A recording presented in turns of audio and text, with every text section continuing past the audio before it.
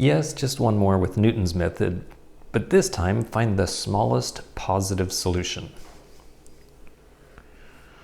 So the sine function goes like this, and we're only looking at the positive side. Y equals x squared makes a parabola.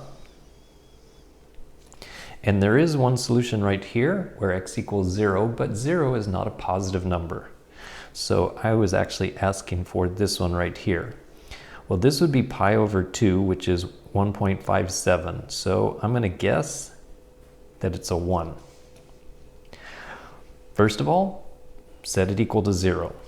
So sine of x can stay on the left side, and then subtract x squared from both sides, and then call that the function f of x. And because this is calculus, of course, we need to take a derivative. So the derivative of sine is cosine, and the derivative of x squared is 2x. Now divide those two. So it needs to be the function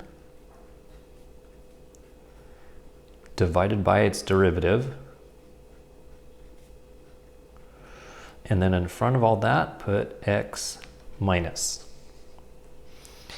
And x0, or the starting place, is going to be my guess that x equals 1. Now plug that in. So just get a nice calculator.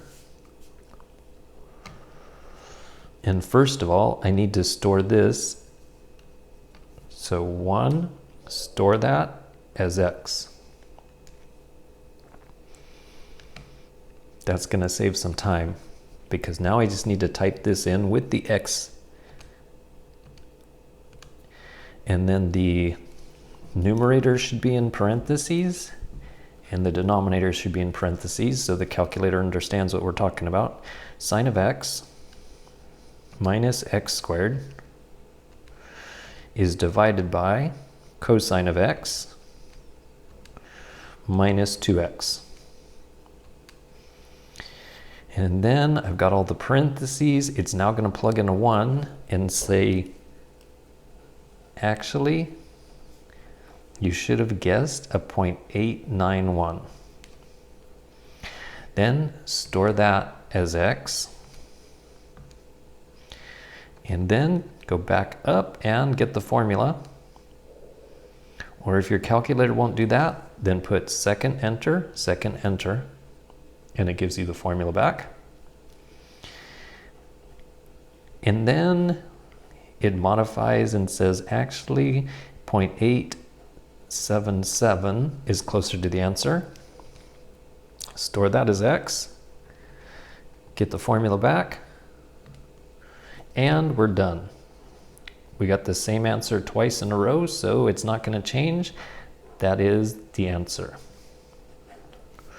So x equals a 0.877. And then I'm going to check and make sure. So y equals sine of x versus x squared. Okay, I probably didn't need to graph so much of it, but anyway. And then right in here is where they intersect. I could actually zoom in a little bit.